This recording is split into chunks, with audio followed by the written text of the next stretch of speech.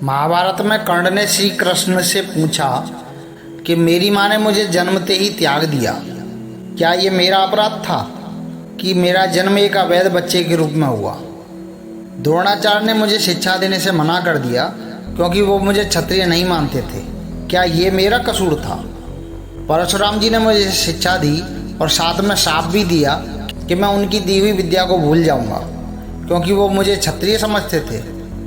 भूलवश एक गाय मेरे तीर के रास्ते में आकर मर गई तो मुझे गौवध का श्राप मिला। द्रौपदी के स्वयंवर में मुझे अपमानित किया गया क्योंकि मुझे किसी राजघराने का कुलीन व्यक्ति नहीं समझा गया।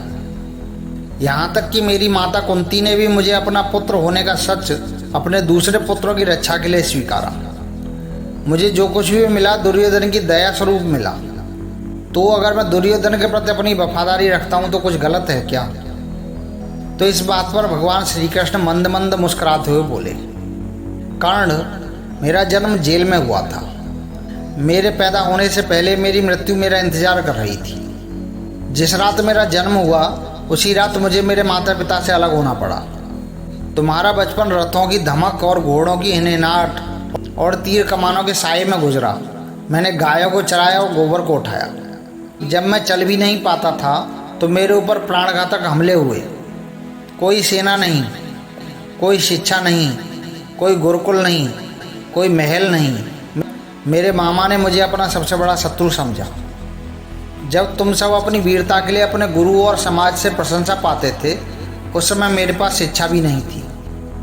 बड़े होने पर मुझे ऋषि संदीपन के आश्रम में जाने का अवसर मिला। तुम्हें अपनी पसंद की लड़की से विवाह करने का अवसर मिला। मुझे तो वो भी नहीं मिली जो मेरी आत्मा में बसती थी। मुझे बहुत से विवाह राजनीतिक कारणों से या उन स्त्रियों से करने पड़े जिन्हें मैंने राक्षसों से छुड़ाया था। जरासंध के प्रकोप के कारण मुझे अपने परिवार को सुदूर समुद्र के किनारे लेकर बसाना पड़ा। दुनिया ने मुझे रणछोड़ कहा, दुनिया ने मुझे कायर कहा। यदि दुर्योधन युद्ध जीत जाता तो विजय का श्रेय तुम्हें भी मिलता और कौरवों ने मुझे अपनी हार का उत्तरदायी समझा। इसलिए हे कर्ण, किसी का भी जीवन चुनौतियों से रहित नहीं है। सबके जीवन में सब कुछ ठीक नहीं होता। कुछ कमियां अगर दुर्योधन में थीं तो कुछ कमियां युधिष्ठिर में भी थीं। सत्य क्या है और उचित क्या है ये हम अपनी आत्मा की आवाज़ से स्वयं निर्धारित करते हैं। इस बात से कोई फर्क नहीं पड़ता कि कितनी बार हमारे साथ अन्याय होता है। इस बात से कोई फर्क नहीं पड़ता है कि कितनी बार हमारा अपमान होता है। इस बात से कोई फर्क नहीं पड़ता कितनी बार हमारे अधिकारों का हनन होता है। मित्रों, भगवान श्री कृष्ण ने जो अंत में बात कही, कितनी चुनौतियां मिली इससे फर्क नहीं पड़ता। बस फर्क सिर्फ इस बात से पड़ता है कि हम उनका सामना किस प्रकार करते हैं। अंत में दोस्तों, हमारी वीडियो आपके लिए कैसी लगी हमारे कमेंट बॉक्स में अवश्य बताइएगा। अगर आपका कोई सुझाव है तो हमारे कमेंट बॉक्स में अवश्य दीजिएगा।